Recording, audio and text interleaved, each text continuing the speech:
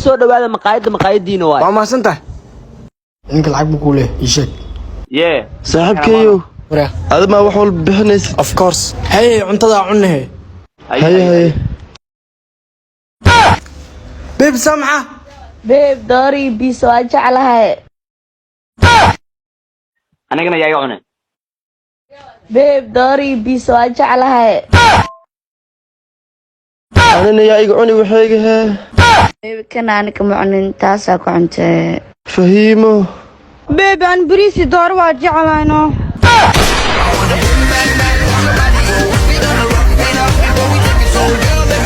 warguuxayo saaxiibkeeyo aad iyo aad ugu xumaatan kugu dhacday maxaa kamta warniyo saxabo tan inay kugu dhacis waa ogaa fagfagtaa arkaaye laakiin saxabo mar dambe ha u noqoninno maxaa way war waxa kugu dhacan waa ogaa iska dabaalinne ee saxabo waxaas iska dhaf war wax miyuu dhicin maxaa u dhac hadda kadib feejignow tan 10 adduun ha kuu noqoto war wax ii sheegniyow heritage blog ee ku saartane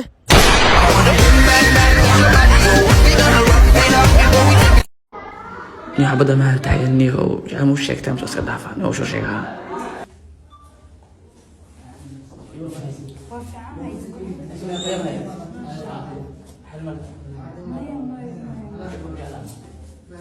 waa sheekro ma camata tuugsi xasiisana qalbi jaceelku ma tuugsanade tuugsi caadi waa sheeg kale war qof yee 100 gram iyo 2 jeexa dhiibaane qofii 200 jeex 300 aan ka dhigay 4 jeex 700 iyo 6 jeex ukaadi gabadha waaliday leedahay ka doonta waraade aamus warkaas dhan soo gabagabay 1 gram dhiiba iyo 9 jeex waa ku dhaafe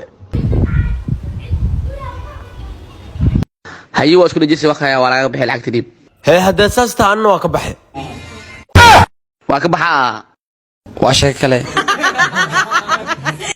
war qof yee ma khiyaanada iska dhaaftid warniyo loo seeni kaas marbi iga dhafno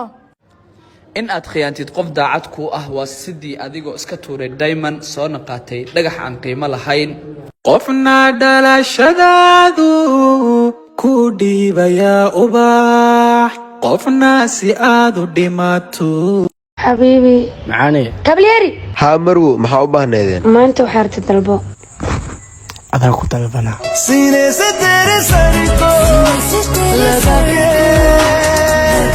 सुनता मैं रहूं warniyo meesha weligaa cuntaa ku cuni jirtay ma cuntada iska dalbatid loosaay